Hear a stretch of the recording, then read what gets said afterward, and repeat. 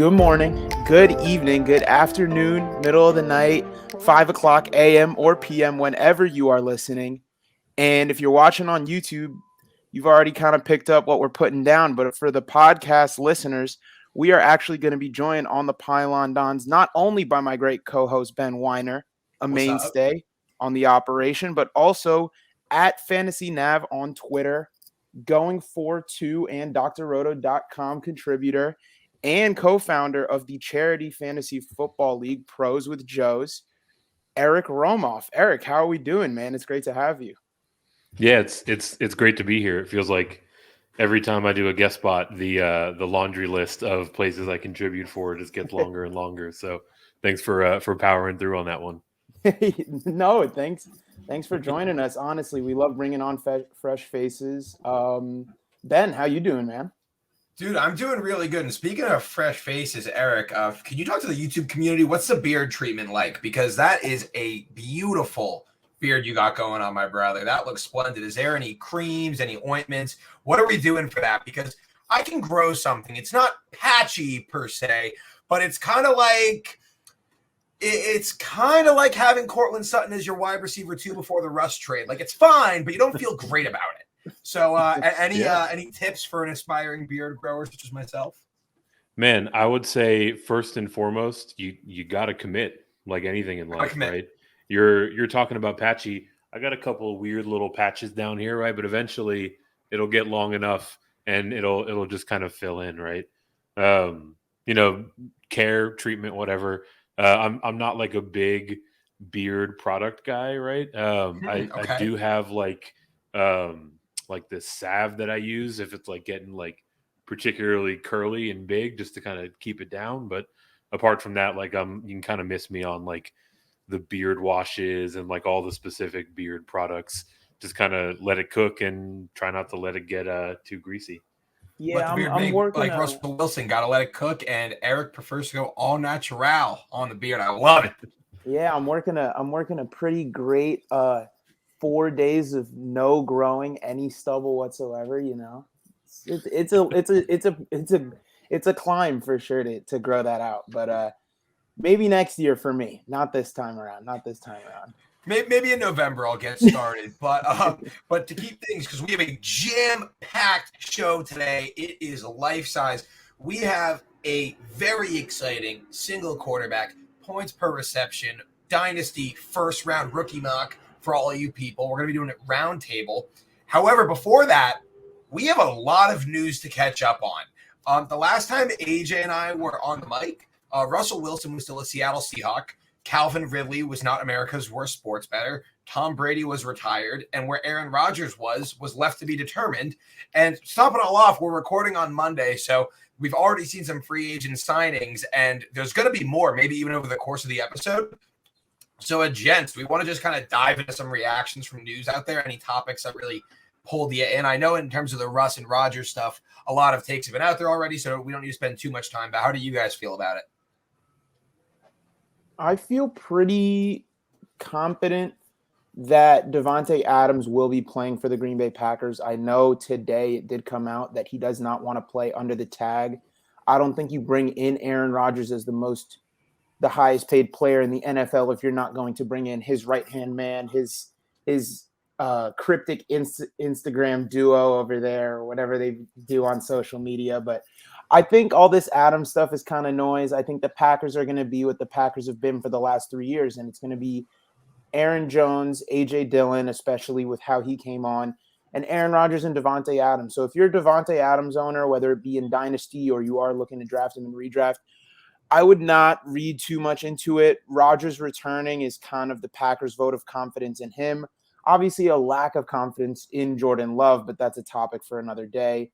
But all in all, things are kind of just as expected in Green Bay, and that's very much what Green Bay is kind of about. So it's pretty much wheels up as it was last year for all these Packers weapons.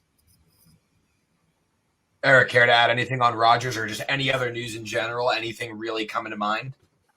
On the Rodgers side, like I tend to agree with AJ, right? Like if long before he decided to do his Instagram drama and ultimately make his decision to return, it was hemmed up that Davante Adams was going to come back, right? The whole basis of this 2-year kind of drawn out look at me period for Aaron Rodgers has really been around a lack of supporting pieces and weapons for him. So there's no way, like, he flexed his control, his influence in this front office. There's absolutely no way that he's returning without 100% certainty that he will have at least Davante Adams to throw the ball to, as well as maybe some guys that they acquire through free agency or through the draft. So definitely think we see DA stay home. I totally agree with both of you. I do not think we're going to be seeing Amari Rodgers wide receiver 1 season anytime soon. A couple of takeaways I just have from all this news. First off, I think that Calvin Ridley, with him stepping away from football and being suspended, is just a great lesson in fantasy football that if something seems fishy, just stay away. Don't get too cute from it. While it's a totally different situation with him being suspended by the NFL, it reminds me so much of Michael Thomas last year. Sometimes no news isn't good news. There can be things happening behind closed doors. And while you can feel like there's a discount or there's like a cheaper price because like the risk is baked into a cost of a player, be it redraft or dynasty, doesn't always pan out. And I'm not even sure I'd be buying Calvin Ridley right now in dynasty. I think that I'd probably rather have some of the assets I've seen for him. That's just my own take on that. And how do you guys feel about Calvin Ridley right now? All in all, with Calvin Ridley, I've been sort of a proponent to stay away, so I'm not going to harp on it too much. The reason he got suspended and his time away prior, I am leaving as separate as possible because we don't know the full story. Like you said, a lot goes on behind closed doors. But yeah, I wasn't buying Calvin Ridley before, and I'm definitely not purchasing him now. He'll be 28. Pretty much 2 full seasons removed from the NFL when he does return. So the track record for guys coming back after not playing for 2 full years isn't great. Yeah, for me, I think it really boils down to the price tag, right? I've seen some deals go down that I wouldn't be all that thrilled with. I've also seen him get moved for like a couple of thirds. And so around that price tag, like, we've seen him flash. I'd be happy to, stash him away as a lotto ticket, but I'm certainly not looking to trade away any like impactful assets to go out and acquire Calvin Ridley. And I mean, the thing that AJ said is really spot on, right? Like we have to separate the mental health issue from this gambling suspension. The gambling suspension was just outright stupid on his behalf, right? Like, yeah, he's making a terrible bet. He's doing it in a very public way. The NFL was probably so thrilled when they found out that he bet that way, that it was Calvin Ridley, right? Like with how much they're in bed with all of these gambling outfits now, they need to have this kind of iron fist sort of mentality to punishing players that go out and gamble. So they made an example of him. He's got a lot of name recognition, and he wasn't really betting a considerable amount or in any sort of kind of savvy insider knowledge type of way, right? Like he's basically doing what we all do, right? He pulled up his phone while we were bored at halftime, threw in an 18 parlay, and now he gets to be the poster child for don't do this if you play the NFL, right? Yeah, exactly. I couldn't have put that better myself. So the only 2 things that we really need to discuss, Tom Brady is back, which is crazy. And additionally, Russell Wilson is now a Denver Bronco. So tons of quarterback shakeup. Because we have so much to get through along with free agency as well. I'd love to pick your guys' brains on one each and I'll weigh in. Anyone want to take one? Eric, fire away. You get first dibs. Yeah, I guess I'll take the bigger news in terms of like the amount of pieces that are moving in the transaction. And that's Russell Wilson heading to Denver. Obviously it is an uptick for all of the skill position players that remain there in Denver.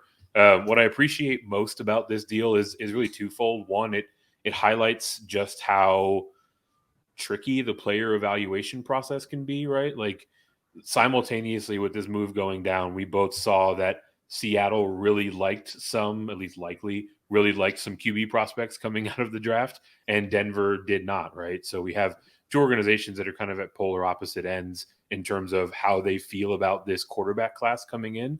And the second thing is Denver, like, kudos to them, right? Like, they've been kind of this middling team for a while, but them deciding to go all in to ship all of these assets over to Seattle to acquire Russell Wilson, like, they are acknowledging the fact that they're not really all that good at player evaluation and player development, right? Like, every time they try to go through the draft, they kind of shit the bed. So instead, they're willing to make the investment and go out and get a known quantity. So a lot of things to like there in Denver. Ultimately, I think it still leaves them as the third best team in that division, which is kind of where they were before. But ultimately, huge upgrade in terms of their skill set and their capability at the position. Absolutely.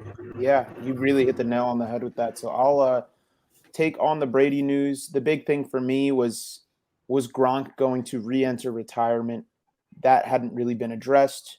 Obviously, with Brady back, it's looking more and more likely, if not pretty much set in stone, that Rob Gronkowski will be a Tampa Bay Buccaneer. For me, the bigger part, though, was I'm almost 100% confident Leonard Fournette will also be a Tampa Bay Buccaneer. I think it's one last ride. I think you really liked what you saw out of Leonard Fournette when he was healthy.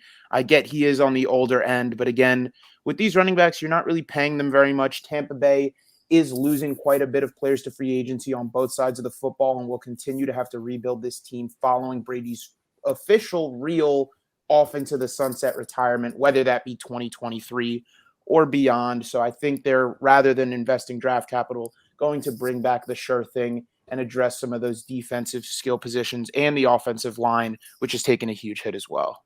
Wait, yo, you got to check your phone. Fournette he just signed also in Miami. Are you I'm serious? I'm messing with you. It's free Wow. agency frenzy day. I got you. But I would love to see that notification because I do slightly disagree with you because I think that they could use that money elsewhere and take, I don't know, maybe you got it, Breece Hall. But that's just me. That's just me. That's just my opinion on the matter. But I definitely agree with you that Gronk should absolutely be back, and they're certainly going to want to run this thing back one more time. So at this time, we've seen a couple free agency signings over the course of the day. AJ, Eric, and myself each have one or two favorites we want to touch upon before we get into this rookie mock. So, Eric, do you have a favorite signing or moment of the day so far? I mean, I'll take the easy one in terms of the haymakers, and that is Mitchell Trubisky signing on with the Pittsburgh Steelers, right? This is very much so what he was envisioning when he decided to leave Chicago and to take that backup position as kind of a gap year in Buffalo. And now he's in a spot where he walks into at least one of the more loaded offenses from a skill set or a position standpoint, right? We'll see what happens with Juju, but ultimately plenty of pieces to like and to set up a kind of middling quarterback for success there in Pittsburgh. I was a little surprised that that's where he landed specifically. I thought we might see him end up in Indianapolis as opposed to Pittsburgh, but ultimately they feel like they have a guy that can certainly play at a higher level than what Mason Rudolph could give them or what Big Ben gave them last 2 years, arguably. And those were years where they were still very competitive from a kind of wins and losses standpoint, right? Playoff team last year, right there in the mix the year before. So if they even get an incremental increase in terms of the QB play, certainly lifts things up and to the right for their outlook as a team. And I think it's a marginal improvement for most of the receivers there and the pieces in this offense. So something I thought was interesting that I haven't really seen anywhere. Because Mitchell Trubisky ran the football. He's no Lamar Jackson, but there was no shortage of him scrambling out of the pocket or being used in run packages in the red zone. Does this hurt Najee Harris in any way, or are you not really concerned about that? Yeah, I think it's probably about a neutral outcome for Najee Harris, right? The biggest thing for him is whether or not they continue to invest in this offensive line, right? Coming into the 2021 season, this Pittsburgh Steelers O-line was at least graded to be one of the bottom 2 or 3 in the league. And they kind of got out over their skis. They played a little bit better than that. So if they continue to coach these guys up, if they add someone through the draft or through free agency, ultimately that's where, the outcome for Najee Harris is going to live, because I think we're still going to see him get 90% of the workload out of that backfield. And that's really where his fantasy value comes from, right? Super electric guy, very much so, can catch the ball out of the backfield. But anytime you have a player, even a middle of the road guy, that's going to get that much opportunity, they're going to be viable in the fantasy game. And I think that from a scheme standpoint, that largely remains the case, even with Trubisky coming in. Totally agree. Yeah, I agree with Eric as well. And one thing to point out also is that Mitch, while he can run and it could cost Najee a touchdown or two around the goal line, Tariq Cohen, 71 receptions back in the day. He will check it down. So it's just something to just think about. Like, I think often in dynasty communities, we can overthink things at times. And the fact of the matter is that while Mitch Trubisky is no world beater, pretty much any employable NFL quarterback will be an upgrade over Ben Roethlisberger. So this offense should be an upgrade. AJ, so any favorite takes at this point in time? Any favorite signings? I'll keep this real quick. The Browns cutting Jarvis Landry, I thought, was one of the bigger moves. There was rumors swirling that pretty much all relations between the front office and Jarvis Landry had been burned, especially with how the Odell Beckham Jr. situation was handled and his relationship with Odell. I think he vaults himself into that top 30 free agent pool right now, and he's definitely one of the more tantalizing veteran skill players out there. It'll be really interesting to see where he goes, but more importantly, Cleveland's not done addressing their weapons, especially at receiver. I get you got Amari Cooper, but I think you're going to want to provide Baker Mayfield just a little bit more help, so we'll have to keep an eye out for that as well. Awesome stuff. You gentlemen mind if I get this hot right now? If I really put a little breath of life into this, let's get going. I have two favorite signings of the day, and they're both not fantasy football players. Two guys, but it impacts fantasy football. Don't you worry. Because holy crap, Joe Mixon has an offensive line in what could be one of the 4 or 5 best offenses in football. Joe Mixon has an offensive line. And this offense is going to be electric. I'm willing to hot take right now. March 14th, it's Pi Day, 3/14. Joe Mixon will be in the first half of redraft leagues by the time August comes. You heard it here first. Top 6 pick this year with the offensive line. No questions asked. And there's some really good receivers that could be potentially going in that top 6. I don't hate the take.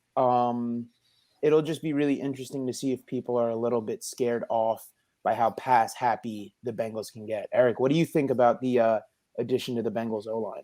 It's hot, so feel free to let me down easy. You just appreciate the energy. I love the energy, and it's right where the Bengals need to be in terms of their headspace, right? Like this is the biggest gap in their roster, top to bottom, and they immediately go out and make a big splash. So definitely helps Joe Mixon, definitely helps give more time back there for Joe Burrow.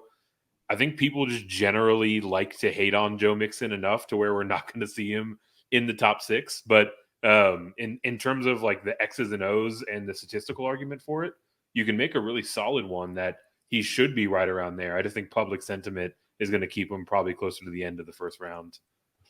It's so funny that you say that because I have recently, in years past, I've been a huge Joe Mixon hater. I've been burned before. Like, I saw issues with his profile and his game log and the offense and what I had my reasons. But as AJ will attest to, I have a rule about backtracking. When you realize you're wrong, you backtrack honestly, you backtrack hard, and you backtrack fast. You say, I was wrong. This is why I was wrong. I won't be wrong again. Excuse my voice crack. And now I want this guy, and I want him everywhere. And for me, that's Joe Mixon. I was wrong, and now I'm going to draft him everywhere, and I'm going to be really correct about it. So that wraps up our little review of news that's recently been going on. And now it's time to get into our rookie mock. And this is really, really exciting. I'm super pumped up for this. We did this the other day, and we're just kind of airing our results now, going roundtable style. So us three, it's going to go AJ, Eric, and myself, and then I get the wraparound, and then so on. So without further ado, AJ, you are on the clock. All right. 1 second in. The card is in. I'm taking Breece Hall. You took way too long. That should be way faster. Really easy decision. He's got the build, the versatility, the production profile, the athleticism. He's checked all the boxes. He's crossed his T's. He's dotted his I's.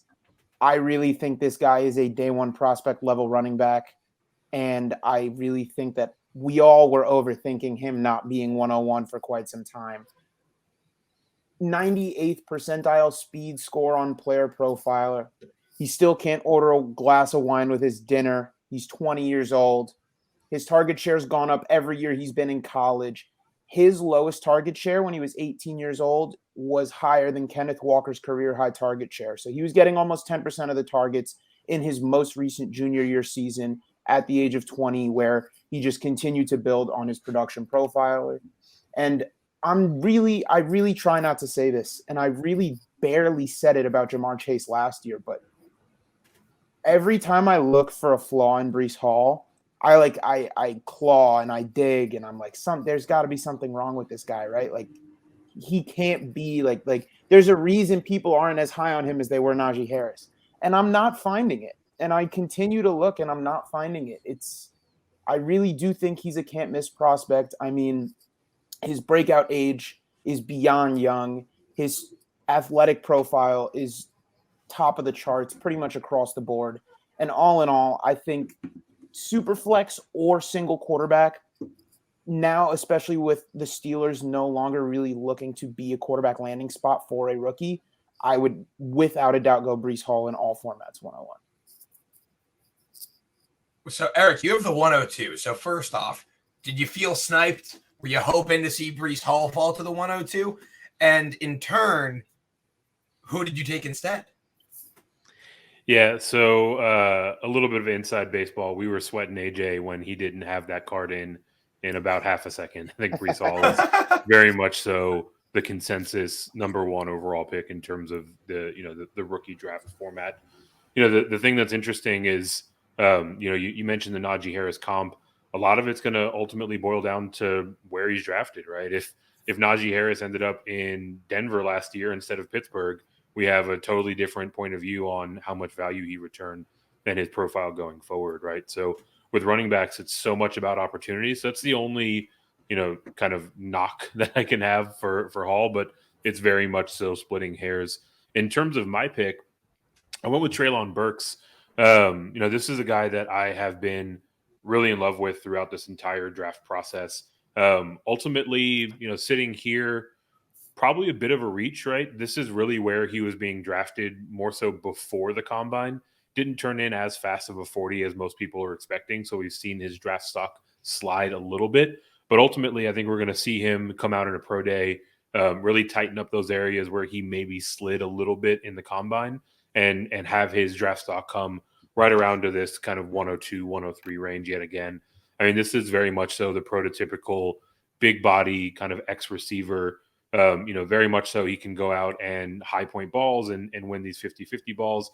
He's got that downfield threat. His yards after the catch ability is insane, just given how strong he is, but also how fast he has looked in game action. Obviously, his 40 didn't reflect that here in Indianapolis, but we'll see that ultimately kind of buttoned up as we get through the pro day process. Really the only kind of flaw in his game is he needs to work on his route running a little bit. I think this is oftentimes the case for a lot of college wide receivers coming into the NFL level, right?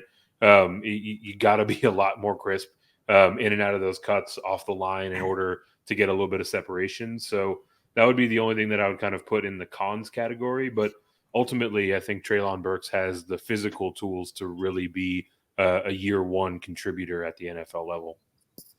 I absolutely agree. I think Burks is obviously I think he's a really prime example of the tape doesn't lie. He's a huge win for a lot of the eye test guys because you put on Arkansas versus Alabama this past year. And how on earth could you not want that guy on your fantasy team? Just straight up, just watching him, the size and speed is unbelievable. And also his weight adjusted speed score was still very, very strong despite that 40 time. So now it's going to come to the listener's favorite part of the show, where since I have the wraparound, I get to ramble for about 8 minutes on end, and it's totally within the rules of this podcast. So buckle on up because I get the 3 and the 4, and I'm double dipping at wide receiver. I will be taking Garrett Wilson at the 103, and I'll be picking Drake London at the 104. The reason for both of these picks is pretty simple. Don't overthink it. I love Garrett Wilson as a prospect. It has been taking a lot of willpower to not put him as the wide receiver 1B in the rookie class for me, because I understand we love these alpha guys. We love these guys like Treylon Burks, who are ginormous and fast and superhuman and frankly very good at football as well. But Garrett Wilson has been that dude. He has been that dude in high school at Texas. He had the early age 18 breakout age. He has been unbelievable at Ohio State for 3 years. He is 6 feet tall, but catches jump balls with the best of them. Unbelievable. He is, in my eyes, pretty flawless, to be frank. He is just wonderful. There's just nothing not to like. Not to say he's perfect, but I'm separating the difference between perfect and flawless for a second, because I can't find something that I really don't like. I can't find something that concerns me, and I think he's just rock solid. I think he's going to come in and be a guy who's going to be a fantasy relevant wide receiver from the jump. And then as for Drake London, I think we just need to stop overthinking USC receivers.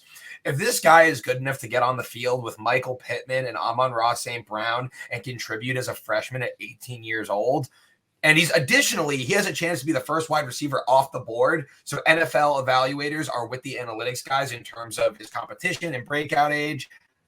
This is just, you can't overthink this. These 3 wide receivers are honestly all very close for me in terms of tier, and they're all great. I think any single quarterback rookie draft should have these top 4 guys being the first 4 guys, in my opinion. This is exactly how it should go. And frankly, outside of Brees at 101, you could maybe flip the other 3 based on preference, draft capital, alma mater if you don't take things too seriously, but of course we do. So I'm going Wilson and London at the wraparound. Any thoughts, comments, critiques, concerns? I mean, I love Garrett Wilson. I have #1 Garrett Wilson truther in my Twitter bio, for those of you that haven't seen that. I am pretty high on Drake London as well. Overall, I do think that it should be these 3 receivers in any order, like you said, after Breece Hall. It is going to completely come down to landing spot for me. I think Cleveland is in the ballpark to take a receiver with cutting Jarvis Landry. They could easily go replace a Jarvis Landry with a younger, similar mold guy like Garrett Wilson. Drake London, Treylon Burks. They could go to Philly, New Orleans. There's a lot of landing spots for receivers. Some of them are a little more desirable than others, but we'll save that for another episode because we got a few more picks to go through. Eric, any other comments before you take it away with 105? Man, so I'll mix it up a little bit. In terms of Wilson, I definitely agree. I mean, you can make an argument that I should have gone there at 102, but again, we're kind of splitting hairs. In Absolutely. terms of Splitting London, hairs is a great way to put it.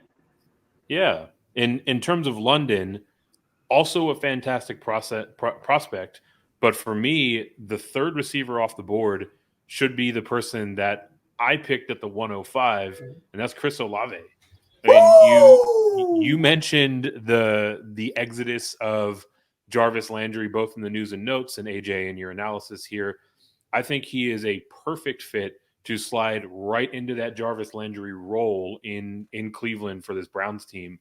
And another player that was often kind of lazily comped to Jarvis Landry is Jalen Waddle, right? We saw Chris Olave absolutely burn that 40. I don't care what the official time was. I watched that dude run. That was a sub 4.3 time.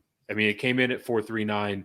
He's got amazing hands. The thing that I like most about Olave is that he has easily the best route running ability out of anyone in this wide receiver class, and that is going to give him a huge edge in terms of how quickly he sees the field and how quickly he starts to see targets in his new offense. Again, I like him to go and replace Jarvis Landry in Cleveland. So for me, you get a burner who's got strong hands, who can get in and out of breaks and create a little bit of separation in the next level.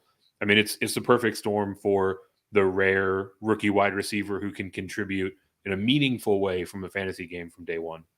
I would Eric, love Chris Olave next to Amari Cooper. I just wanted to say that. That would No, be you're sick, fine, right? but AJ, it's fitting because Eric, I love the take, and I would so much rather cut off AJ before his pick than interrupt yours, Eric. So I don't taking a piss at AJ. Kid's like my best friend and my co-host, but I'm just dishing. He can take it. But I wanted to interrupt because Christian Kirk is now a member of the Jacksonville Jaguars. Who dropped that one?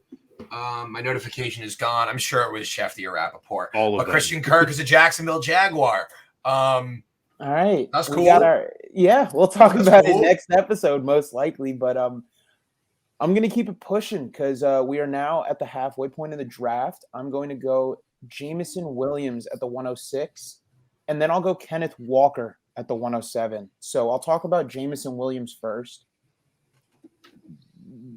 Drafting a receiver in the top 6 who weighs under 180 pounds is super risky. We saw people were scared to do it with Devonta Smith.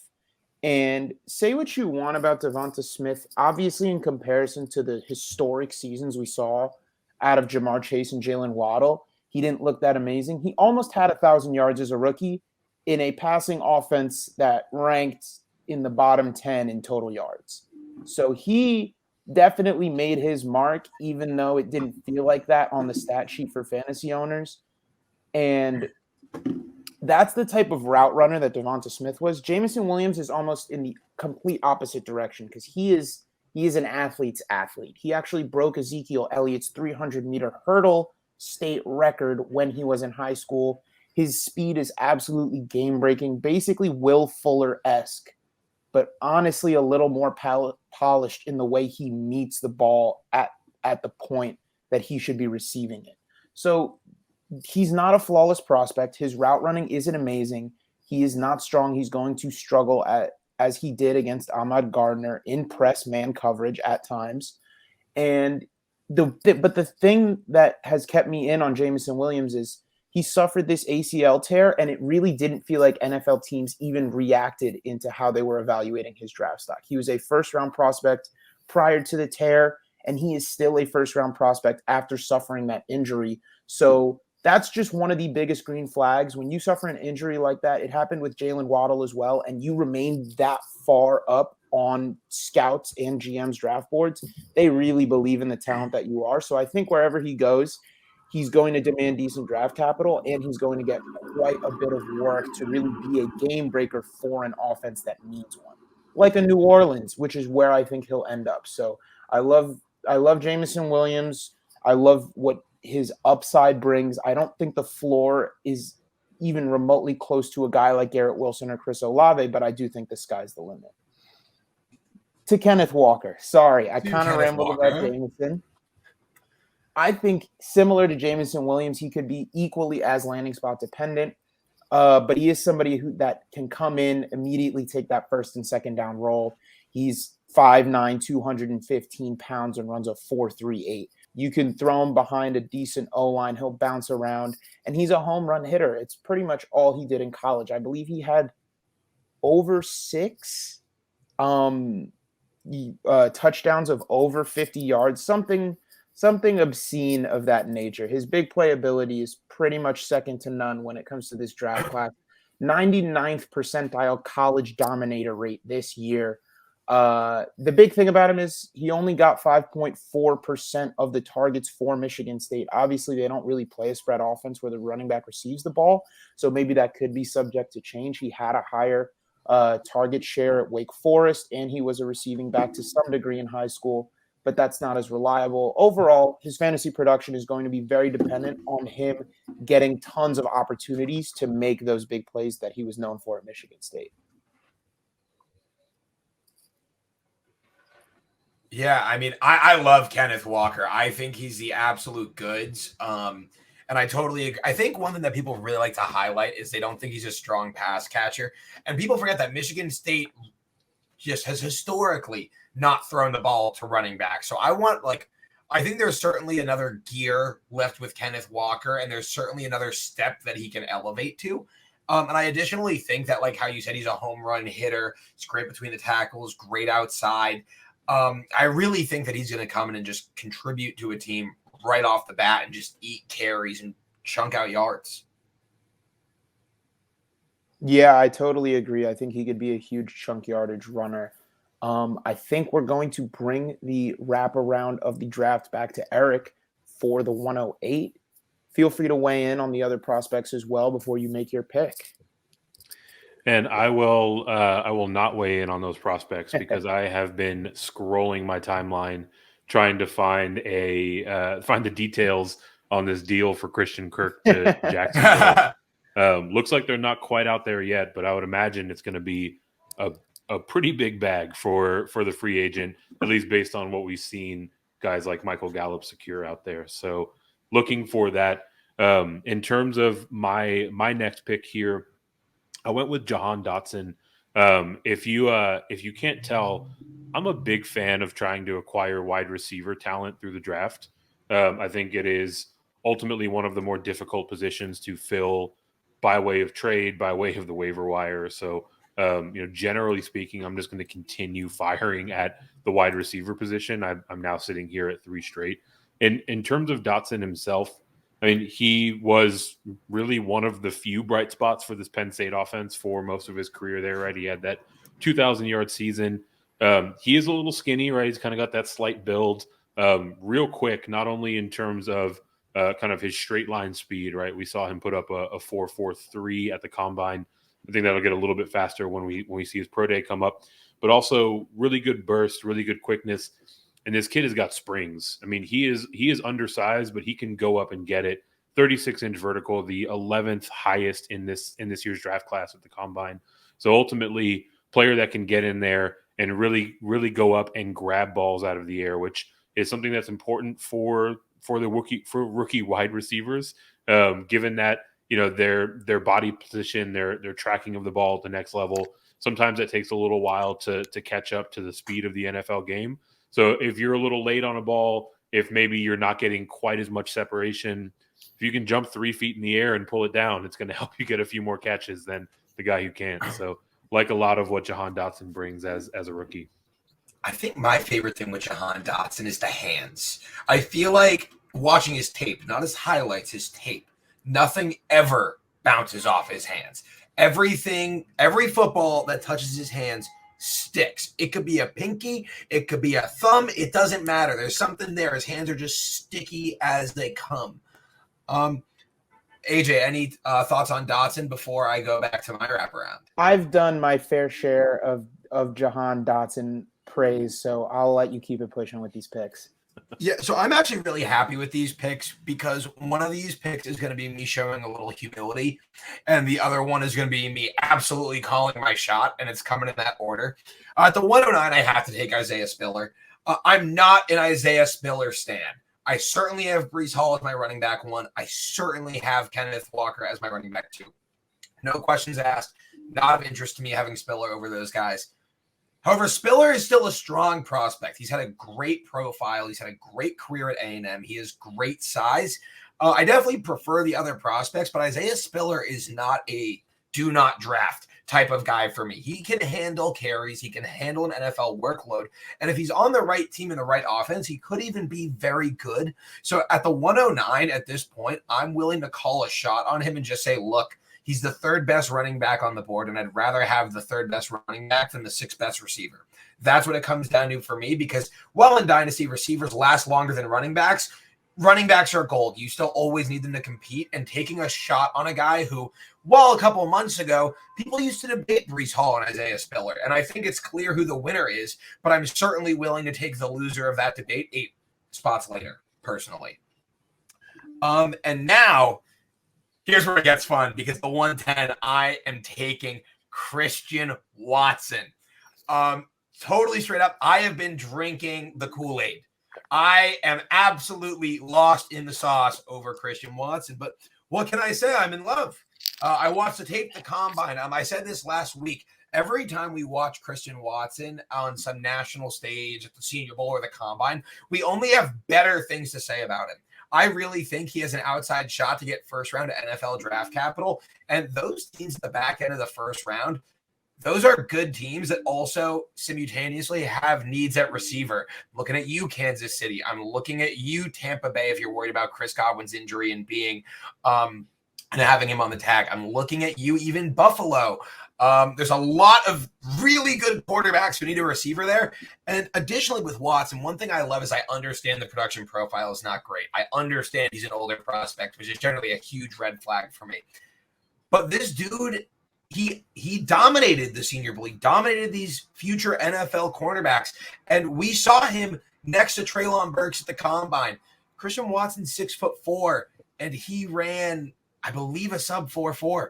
This dude is the goods. He is the speed size combo we have been looking for. And I understand he's not a blue chip, but that's why I can get him at the 110. That's why I have this opportunity to take a guy who I think has a crazy, crazy ceiling late at the first round with my last pick. So let me have it, gents. Here I am. So yeah, Christian Watson, let's hear it. If Watson was a Clemson receiver and not a North Dakota State receiver, we would definitely be having a more similar conversation as to him versus Drake London. Similar height. Christian Watson is a little bit bigger, but not too much bigger. They do play the same. Obviously, Drake London coming from an S-tier premier program that's known for putting out great receivers, and Christian Watson is more than anything an unknown. So that's really what you're taking on at that 110.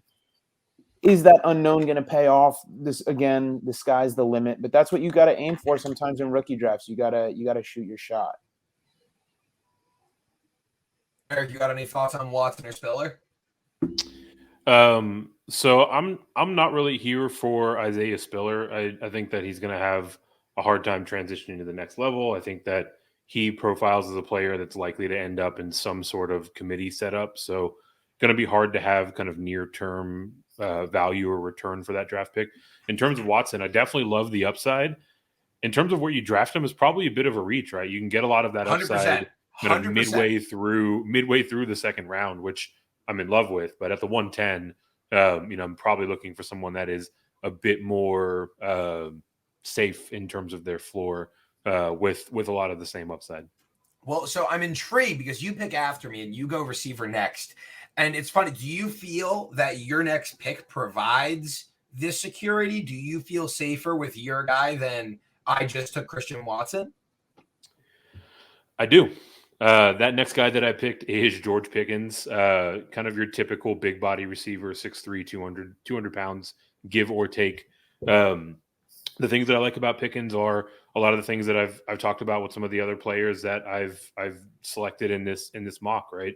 Really good route runner, really fast, really deadly off the line of scrimmage, right? He gets that immediate separation.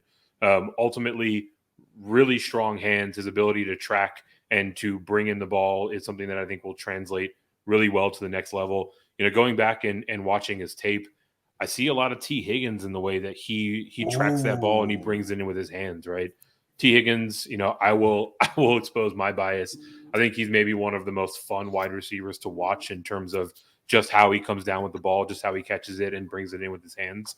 So I'm a bit bullish on George Pickens. This is probably a little bit of a reach, but much like you, I wanted to get him in before we buttoned up the first round. And I'll go back to a team that you mentioned a few minutes ago. I would love to see George Pickens in Kansas City, right? You've got the burner in Tyreek. You've got that middle of the field presence in Travis Kelce. You get someone who's big, strong, fast, dependable as the wide receiver too there. And that would be crazy. I'm like freaking out just thinking about it. Sorry. Right? I'm over here for those watching on YouTube in the upper right hand corner having like an oh shit moment. You can see like the fireworks going off in my brain. We are running a little bit long, so I will take it to the 112 if you guys do not mind. Actually, I really mind. I know that I was the one who said to rush us, but I'd actually prefer if we went as slow as possible to stress myself out. So now that I killed 15 seconds, now you can make your pick. So 112 is tough because we were discussing before, and Eric put it really well, is that when you hit on a receiver in the rookie draft, that's your guy for could be your guy for 6-7 years if it's really a blue chip 100% hit pick. You were taking Justin Jefferson at the 1.7 a few years ago, even the 1.8 or later sometimes. When you hit on a receiver in the first round, it really provides that upside. And while I was really thinking about going potentially Rachaad White here at the 112, I wanted to also get a receiver in before we button up the first round. And I want to get in my guy Skye Moore, because Skye Moore does not play for a big program, similarly to Christian Watson. And what he lacks in that big stature and that elite burst or acceleration that he maybe does not have, he makes up for it, one, with strong vertical speed that he proved at the NFL Combine, but with some of the best footwork, some of the best hands, and some of the best production profile in this entire draft class. And all those things, all those tangibles are telltale signs of when you get to an NFL roster and you meet your quarterback, he's going, oh, this is the guy that's going to run the slant the same way every time, and he's going to come down with it, whether it is Fred Warner or it's a practice squad dummy standing in the middle of the field. And that's the type of player that Skye Moore was at Western Michigan. He did struggle against some of the better programs he played. He did only have 2 receptions for 22 yards at Michigan. But that's sort of the nature of playing for a worse program. I mean, it's a team sport at the end of the day. And when you're down in terms of talent at all the positions, that's bound to happen. But he plays way tougher than his 5'10", 185 build suggests. And the really, really cool thing about Skye Moore for me, he handled 40%. Aside from that, his name is Skye with 2 Y's, right? Yeah, Skye with 2 Y's. You're not really topping that. But cool factor. But he handled 40% of his team's targets. Like, the quarterback throws the ball 10 times, 4 of those are going to Skye Moore, and he's coming down with almost all of them, regardless of the quality of throw they were getting. Obviously, he's getting crazy separation against some worse corners that might not be there at the NFL level, but I think he's proven enough, and he came into the combine with such a strong showing that I would rather take a shot on a guy like Skye Moore than, say, a combine underperformer like a David Bell or a Wan'Dale Robinson. Yeah, I mean, I love the energy there, and I agree that it's very important, especially at this stage in the draft, to call your shot. And when you look at a guy who has 40% of his team's target share, that's something that's really relevant. So to recap our first-round rookie mock, it goes Breece Hall, Treylon Burks, Garrett Wilson, Drake London, Chris Olave, Jamison Williams, Kenneth Walker, Johann Dotson, Isaiah Spiller, Christian Watson, George Pickens, and Skye Moore. Additional things from the episode to recap is that Eric recommends that we keep our beards au naturel, and Calvin Ridley is not good at sports betting. Eric, before we wrap up, do you have anything coming up that you'd like to share with the people? Where can people follow you? Let's plug yourself a minute. You've been wonderful, so thank you so much. Yeah. Thanks for having me on. It was a ton of fun. In terms of the things that I want to plug, AJ did a good job kind of setting the table for where you can find me. The best place to find all of that is following me on Twitter. I always do this wrong, at FantasyNav. So hard to do. I just did it wrong. If you're on YouTube, like this, I just did it wrong. At FantasyNav is where you can find all my work. In terms of the charity league, we're gearing up for our 3rd season coming up here in 2022. So you can go to proswithjoes.com or at proswithjoes on Twitter. Find all the information to pre-register. If you're in the industry and you want to be one of our pros and to raise money for a cause, you can get set up and submit as one of our pros for 2022. And here in the month of March, a lot of where my time and energy is going is around college basketball. I've been doing the One and Done show here since January. And now that we are just past Selection Sunday, myself and my good friend Mike Holland, MC Holland 34, are pushing out content every day this week. We broke down the left side of the bracket last night. We'll be out here tonight with the right side of the bracket. We're going to put some teams on upset alert. We're going to give you all of your betting and prop advice. And again, always your DFS advice for college basketball heading in. So check me out at FantasyNav, and then you'll see those streams pop up because we are pushing out a ton of content this week. Absolutely. Maybe AJ and I can have our first joint team ever, and we can see how that goes if we don't kill each other. Let's do it. That is all we have today. That's Eric. AJ, any final remarks?